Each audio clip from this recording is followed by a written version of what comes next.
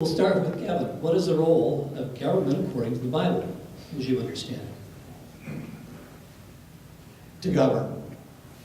It's to lead, to try to help set rules so that we can all get along, so that we have rules that we can live by and to live together in peace and harmony, and so that we don't have just people going out and doing whatever they want.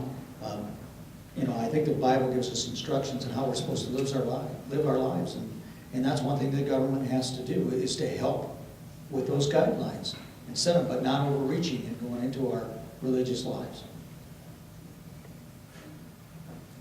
Yeah, there's no question in my estimation, and I do appreciate the question, John, because I like this one, that government really should be about the business of pursuing justice. Okay? Now again, there's plenty of governments around the world that don't do that very well. We live, again, with the human condition. It's a fallen world. But I like Steve Monsma. Steve Monsma, a longtime prof out of Calvin College. Now, he makes this argument that a lot of people probably don't agree with, but he says government's a gift from God, right? Government gets called a lot of things. It usually doesn't get called a gift from God. But he makes that claim, again, if government's properly limited, has its role, is pursuing justice, right? Because it can, in fact, I don't want to view government as simply a necessary evil. It has a role to play. The church has its own role to play. That's why we have a separation of church and state, because they do have distinct roles. But it can play, it's only through government that you're going to affect structural evils or unjust laws. As much as maybe my church at Trinity might care about something or wants to do something with the homeless shelter or with the bridge, right? They can serve in all sorts of wonderful ways, do great charity work. I think Sioux County is known for that. But Trinity can't pass a law. Trinity can't change something that's unjust.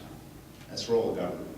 That's why it's critical in terms of who you send to represent you in that role. I believe government's role is to protect its citizens and its people from both foreign and domestic enemies, as well as punish those who do wrong and reward those who do good.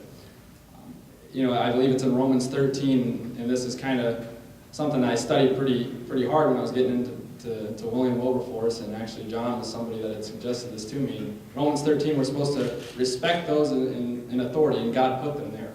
And it's hard to do when you got a guy like Barack Obama over there. But the truth of the matter is, we need to be praying for those that are in authority, because God does have a hand in them being there. But there's also in Acts 5:29 that we are to obey God rather than man. So if the government is going to put forward laws that are contrary to what the Bible says and what the laws of nature and of nature's God say, then we are to obey those, and that's biblical. And there's multiple, you just look at Daniel as well. So government is not supposed to be where it's at right now, where it's in every aspect of our lives, telling us every single thing we're supposed to be doing.